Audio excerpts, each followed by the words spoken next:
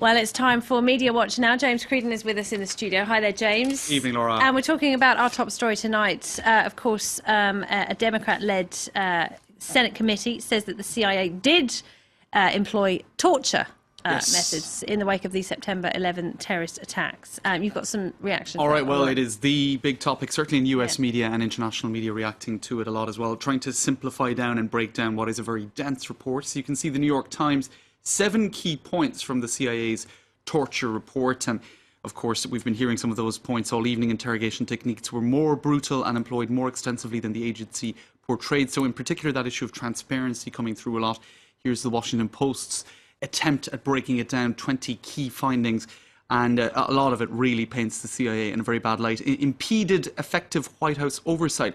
Details as well, so the White House oversight was impeded, but then it appears that the Bush administration itself was impeding Colin Powell, then Secretary of State's knowledge of what was going on for fear he would blow his stack, as some put it.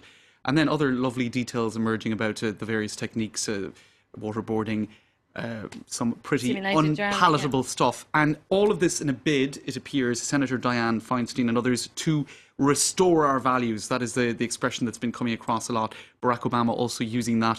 What the Senate committee finds today is contrary to our values. So all of this in a bid to restore. And she says, values. After all, it was ineffective. It didn't do what it was supposed to do anyway. That's right. The Republicans are absolutely up in arms about this. They say this report is partisan, it's hypocritical. Yes. They say the very senators criticising the methods by the CIA actually supported them in the wake of the worst terrorist attack on US soil. That's right. So an awful lot of fighting back from the Republican side. They insist CIA methods and report did help to capture terrorists. You can see that headline there in Business Insider. Others saying if you were in the field with your enemies, you do whatever is necessary, we back you. So a lot of support actually on social media for those ideas as well.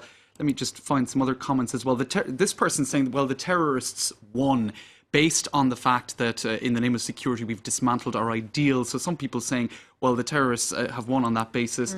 So a real mix of comments. Meanwhile, terrorists are cutting our people's heads off. That's not too harsh at all. CIA report. So you can see there really is a very emotive issue, isn't it? Massively. And some people saying, look, you need to do what you need to do. Others saying, we've compromised, American values, things like that. Others saying, look, how naive can we be? This is what the state does, although I'm not sure if that's universally true. The CIA lied about torture. World doesn't even seem to make sense anymore. I think that's a little bit ironic in terms of the tone there.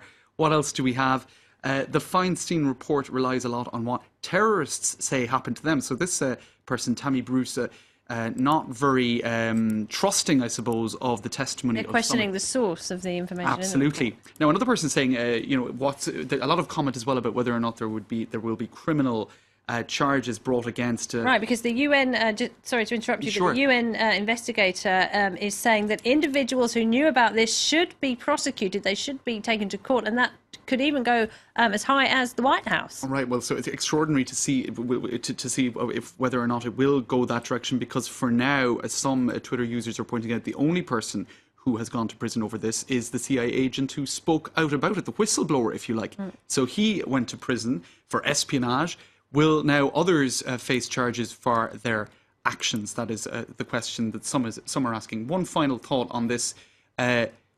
Some saying, well, what about Russia? What about other countries, where activities that are hardly, noble are taking place by their security services in Ukraine and Chechnya, or did in the past? Would we see this kind of transparency coming out of Moscow, perhaps? Okay, and just a final point. I mean, Barack Obama has very much distanced himself from the CIA and its method. Of course, he wasn't in power then. George W. Bush was the president.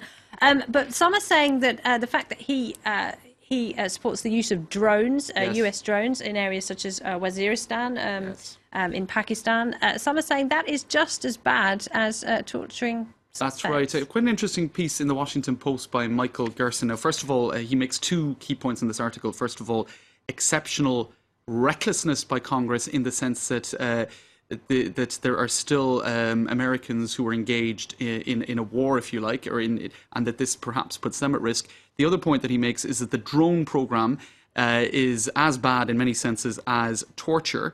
and that international human rights groups and legal authorities look down on both. And he has made a moral distinction between the two, but actually drones blowing people up and killing them, and sometimes so-called collateral damage, or people who weren't even meant to be killed by these drones, is that really any better than extremely unpalatable interrogation techniques? All right, James, interesting points raised there. Thank you very much indeed. James Creedon there with Media Watch.